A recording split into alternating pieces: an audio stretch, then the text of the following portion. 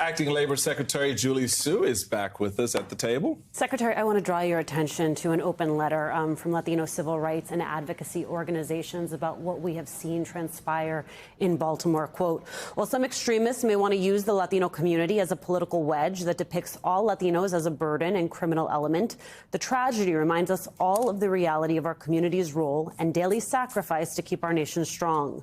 These men worked in the 9 p.m. to 3 a.m. window atop a perilously high bridge to ensure thousands of people are able to get to work each day. Often unseen and ignored, their contribution benefited thousands even as they were overlooked. This is how it often is everywhere around us. I'm struck by the fact that if you look at your jobs report number, immigration actually provided a boon to those numbers. Not often, Secretary, how we see immigration spoken about in this country.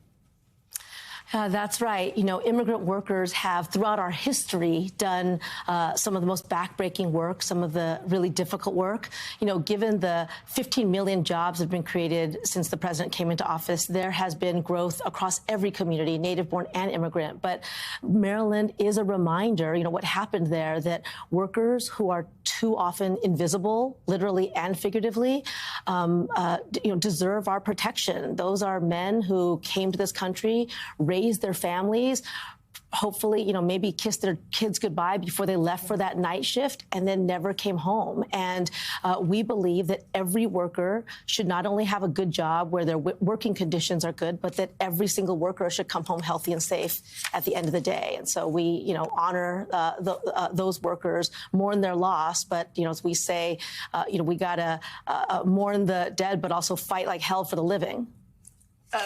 Madam Secretary, we referenced before we went to break polling that showed that 51% on the question of who does a better job who will do a better job on the economy, some 30%, 32% say Joe Biden, 51% say Donald Trump. And Republicans are now raising up the question, are you better off today than you were 4 years ago? So let's look at 4 years ago where we were on jobs 4 years ago.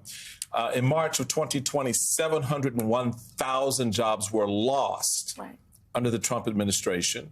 March of 2024, 303,000 jobs were added. That's a million job swing to the betterment of the American people. What say you, Madam Secretary, to those Americans who still think that the COVID era of Donald Trump, they were better off than the recovery era of Joe Biden? That's right. I mean, I say it's unfortunate that some people try to peddle a story for, you know, of nostalgia for something that just wasn't true. I say that, I mean, look at the numbers, right? The numbers don't lie. You know, the last president kept talking about an infrastructure week that never materialized. President Biden has delivered on an infrastructure decade where we're seeing projects, shovels hit the ground in communities all across the country. And it's just, it's irresponsible to suggest anything else. I don't know what to say about that. One of the headlines from the New York Times 4 years ago, in March 2020 was U.S. is nowhere near close to reopening the economy, experts say. And they also talked about the bleach and the malaria drugs that the president at the time was saying to advised to bleach ourselves. It's insane.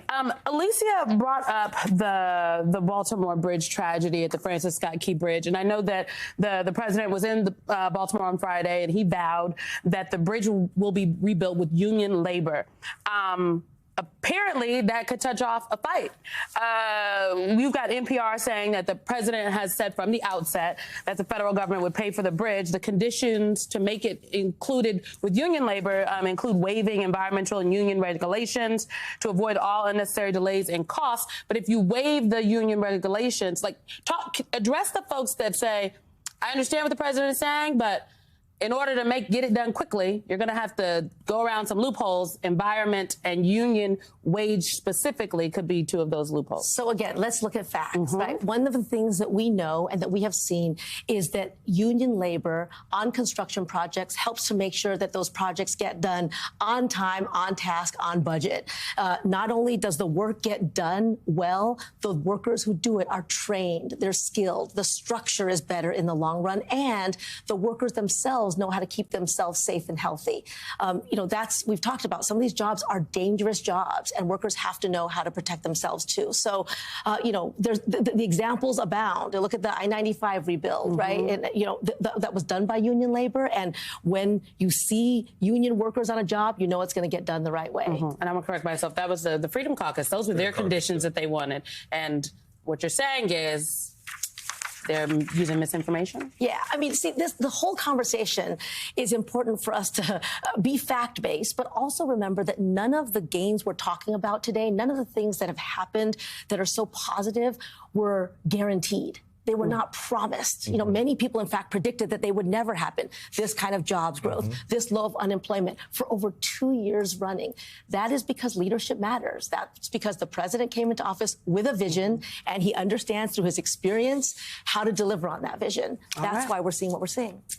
Acting Labor Secretary Julie Su, thank you so much for your time. Hey everyone, MSNBC has a new and improved app. You'll get real-time alerts and analysis, live blogs, in-depth essays, video highlights, and the best 2024 election coverage. Download the new MSNBC app. Here's how to do it. You tap on the App Store on your phone. You hit search on the bottom right corner. You type in MSNBC. You click on the MSNBC app. You click on Get or the cloud icon and enjoy it.